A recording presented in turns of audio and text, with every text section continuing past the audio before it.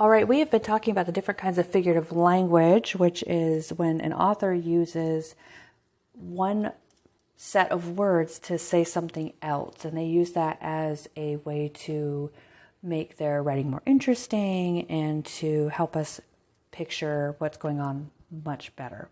So we've talked about similes, metaphors, personification, and now we're going to be talking about idioms today.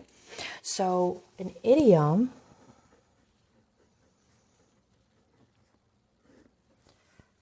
is a well-known phrase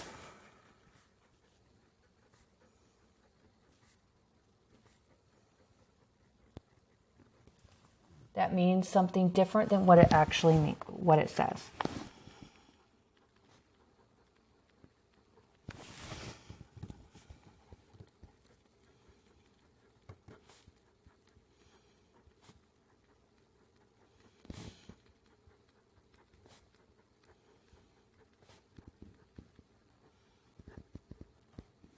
Okay,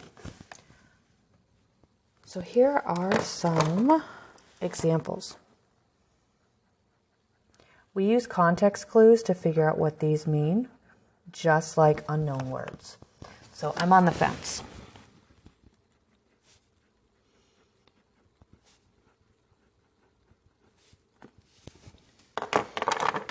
And then I'm actually going to put over here tips.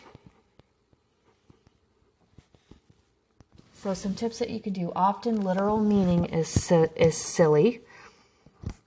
So if you were to take what the author is saying literally, like I'm on the fence, someone's sitting on a fence, a lot of times it is very silly, but that's not what the author is trying to say.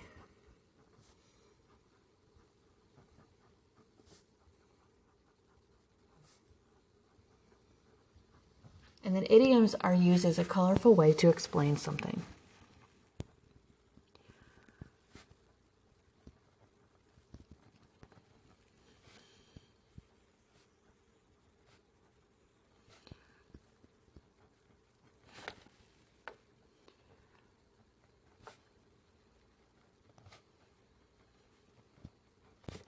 And we want to use context clues to figure out the meaning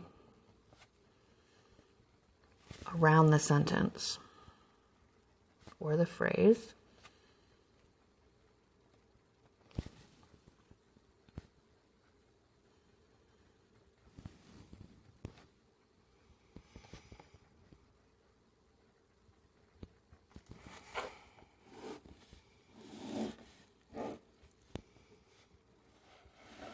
Okay.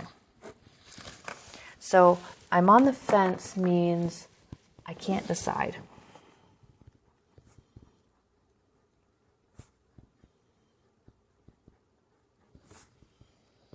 She's pulling your leg means she is tricking you.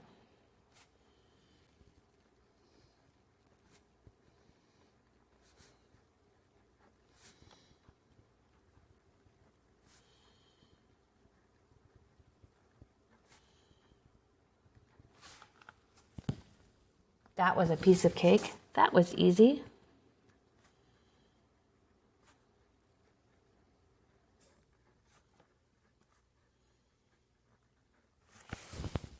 There are so many idioms in the English language that it is impossible for you to memorize all of them. So sometimes it's okay to look it up online to find out what it means if it's in a book. So now what we're going to do is we're going to turn the page, and then you have some things in your notes that you're going to glue down with some examples. So we're going to do that now. All right, this is the next 2 pages. So an idiom is an expression whose meaning is different from the meaning of individual words.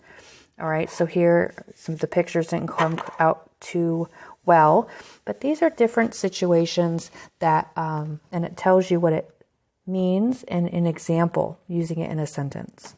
So there's two different pages, and I'm going to go over a couple so you can see what an idiom would look like. So when you see something like this, you can identify that, ooh, that's an idiom, and I have to use my context clues to figure out what it means.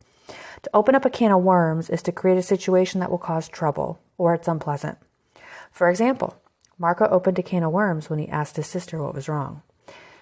When he asked his sister what was wrong, he was starting trouble not necessarily trouble, but something that's unpleasant. She's probably going to talk and talk and talk and talk. The next one is butterflies in my stomach. I'm sure you've probably heard that before. It means to have a nervous feeling in your stomach, or you're feeling anxious or nervous about something. Before Rachel went on stage, she had butterflies in her stomach. A cold shoulder, cold and unfriendly treatment from someone who knows you. So that means that someone's not treating you very well, they're ignoring you or something like that. For example, after I told Mrs. Dodds about Allison, she gave me the cold shoulder all day. So that person wasn't being very nice. A frog in my throat, to be unable to speak clearly or until you give a slight cough. So you're kind of like your throat, you have a frog, someone says, I have a frog in my throat. David paused before he responded, sorry, I have a frog in my throat.